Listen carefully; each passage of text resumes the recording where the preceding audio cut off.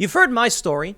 I was a independent, left-leaning individual. The last person I voted for president was Barack Obama, Democrat. Didn't vote in 2012 or 16, and now I'll be voting for Donald Trump. I'm not a lifelong Democrat. I'm not a hardcore Democrat, liberal, whatever. I mean, some people might say I am. I'm going to be voting for Donald Trump, and the peace agreements really seal that deal for me. But now we're hearing it from a lot of people. I got this article talking about lifelong Democrat, former New York Assemblyman explains why he's part of a growing list of newly minted Trump voters. It's really incredible stuff. It's Dov Hikind. I'm probably pronouncing your name wrong, Dov, but he says, I'm a lifelong Democrat. President Donald Trump didn't get my vote in 2016. He most certainly is in 2020. And I know many others like me.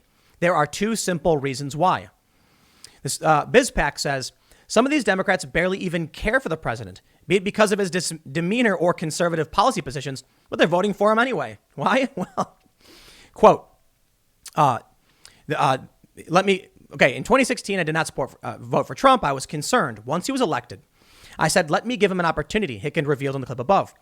This alone separates him from many in the pack. Following the president's inauguration in early 2017, a large number of Democrats promptly began calling for his impeachment.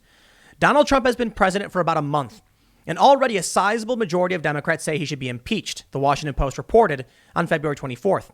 2 years later, in 2019, they went ahead and impeached him, after which they began speaking about impeachment again. They really did. It's been like a broken record. Quote, we have to face certain reality about the Democratic Party. The Democrat Party of 2020 is not the Democratic Party that I joined many years ago, Dove said. The values of this country are being destroyed by a small group of people on the radical left who are deciding what you can say, what you believe in, and what's right for everyone. I ask you to vote for our magnificent, wonderful country, and by doing that, you will be voting for Donald Trump. Other lifelong Democrats who are also making the switch feel similarly. Take author, mathematician, and commentator Dr. James Lindsay. In tweets posted Tuesday, he attributed his political about-face to the Democrats' embrace of radical ideas. I talked about James. You can follow him on Twitter at ConceptualJames. He has been going off on critical race theory, the far left, woke intersectionality, all that stuff. And I agree with James. I got to tell you this, though. These peace agreements, man, Donald Trump signing this deal with Sudan, bro, you got me on board. I'm stoked. I think Trump must be reelected because I want more of this. I want to see Trump just sign away all these deals, all these countries coming together. Could you imagine what 4 years of Trump might look like? In 4 more years, there might be rainbows and people of all different creeds and nationalities and colors holding hands and singing songs under a rainbow. And I'm kidding.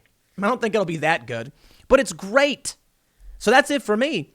But I do agree with James on the critical race theory stuff, for which I have an update. So let's read. James linked to the story saying the American left should work towards abolishing the Constitution. That's the new republic, not some fringe site. The notion of abolishing the Constitution has admittedly only been embraced by the most radical of left-wingers. However, the same cannot be said of a set of less shocking but still radical ideas like packing the court. Or how about this? How about Seattle libraries implement racial segregation in the name of social justice? Okay. Can I ask you a question? You know, a lot of people like to say, oh, there goes Tim Pool mentioning that he's mixed race again. Which room would I go in? I would like a legitimate answer. Guess what? You can't come up with one. And it makes me kind of salty towards these people because it was the progressives that fought so hard for the right of miscegenation, for the banning of miscegenation laws, loving v. Virginia, civil rights and all that. Well, y'all created this world of mixed race people, and now y'all are trying to segregate those people. To be fair, I think a lot of the civil rights advocates did not envision this and didn't want this. But look at Bernie Sanders. He's totally on board with critical race theory. He was fighting for civil rights back then.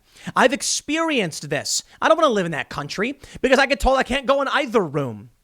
And I don't fit in with the only the people who are white. Now, to be honest, look, I'm mostly white, sure. I'm part Korean and Japanese.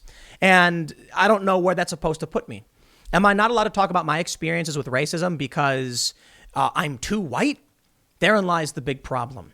This reality they're crafting is a horrifying dystopia of racism. I'm not all about that. I'm not interested in living that way. So by all means, you want to do that, you go do it somewhere else. I'm not going to do it where you're at. So I tweeted, I didn't vote in 2016. I'm voting Trump now. I agree with James. The Leo Terrell, lifelong Democrat, voting Trump. Abigail Marone tweeted, this retired police officer was a lifelong Democrat until he went to a Trump rally. Now he's voting for President Trump. The silent majority was out there telling us how most Americans really feel about us. But not every disillusioned Democrat has vowed to vote for Trump yet. Over in Omaha, Nebraska, a well-known Democrat has quit the party because of the Nebraska Democratic Party there was a county attorney, and they voted on a resolution saying he was perpetuating white supremacy because he prosecuted a case in a way they didn't like. And this made this lifelong Democrat decide to quit. She said, this is about a person who has worked incredibly hard in the community and has been a friend to so many. And that means whites and browns and blacks. This is a fair-minded, good man, said former Democrat Mary Barrett. Gallup showed us that as of right now, party affiliation has flipped from 2016 +5 Democrat to +1 Republican. And it's not because Republicans are gaining people. Axios tells us Republicans are closing the registration gap with Democrats. And it's not because they're getting more voters. It's because people are quitting the Democratic Party. Now, I know the Republicans, the right, they call it the Democrat Party. And I understand that because Democratic is something totally different from what Democrat is. Like, they're Democrats, right? So they call it the Democratic Party, but that makes it sound more fair than it really is. It's unclear how many more straws it might take to convince her to go all the way and join the army of walk away. Some former never-Trumpers have also effectively joined the walk away army, including Glenn Beck and Ben Shapiro. In a video announcement earlier this week, Shapiro, a staunch traditional conservative who was repelled by Trump's rough demeanor in 2016, boiled down his about face to the fact the Democrat Party has gone cuckoo for Cocoa Puffs. I'm sorry, I have to disagree with that. If they went cuckoo for Cocoa Puffs, that would imply they had a plan. And they were going crazy because they wanted something specific. They don't. They're insane. It's off the rails. In a video, so they've lost their minds. So have members of the mainstream media. So have members of our bureaucracy. So have members of academia. These people must not be allowed the mechanisms of power. I agree with you, Ben. Our most crucial institutions, from corporate America to the universities, they've been corrupted top to bottom, and giving them more power over your lives, huge mistake. Yes. You thought this was bad, the racial segregation thing? Okay, I'll tell you what. If I'm in Seattle, I can avoid their segregation sessions. Sure. Check this one out. Feminist author. We have to erase men. Lesbian author urges women to eradicate men from their lives, racks up 5-star reviews on Amazon, but some argue it's a form of apartheid. Apartheid is the Afrikaans word for segregation. Yes, congratulations. You found out what they're doing. I worked for Vice. You know Vice. And I remember this one point where this friend of mine started talking about the Scum Manifesto. And the Scum Manifesto talks about like castrating babies and eradicating men from existence and just really like insane things.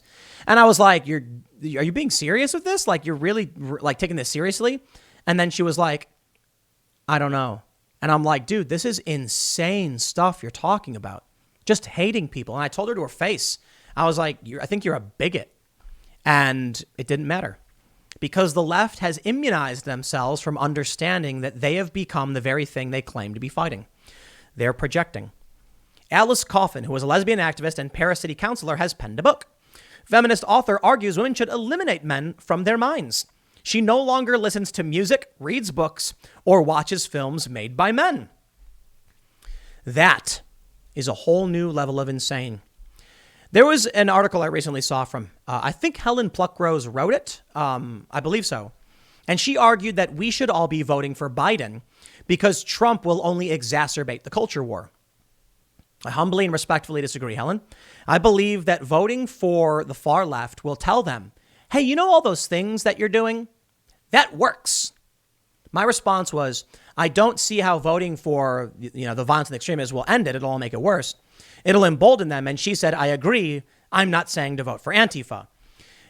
Please tell me the difference. Because I've actually talked to some Antifa who are pro-Biden. Not because they like Biden, because they've said it is easier to overthrow a doddering old man than a fascist. Because they're going to press Biden and Biden's already giving in. It's working. That's why he won't denounce them. So no, I disagree. I won't vote for Joe Biden. But I'll tell you what, man. Aren't there other things here? peace, Sudan, Bahrain, UAE. It's so amazing how many people only focus on these very, very core issues. And I'll tell you this, critical race theory stuff is one of my top issues, but foreign policy is probably my top issue because I care about the future of this planet and I don't like war and conflict. I have seen civil unrest. I have not been in active war, but I've been in situations with civil unrest and active gunfire. And I've been shot at several times and I've gone through all the trainings for this stuff. It's not fun. I can't imagine the journalists who have actually been in full-scale war. That's dramatically different, way worse. But I don't like any of it. So we can talk about, we got to vote for Biden because, Trump will make the culture war worse. And I'm like, Joe Biden's going to get us in more war. So I'll take more culture war if that's the case. I'm not the only one. A lot of Democrats, a lot of leftists, a lot of liberals saying enough. But will it be enough for Trump to win? I guess we'll see. Thanks for hanging out. I will see you all tomorrow in the next segment at 10 a.m.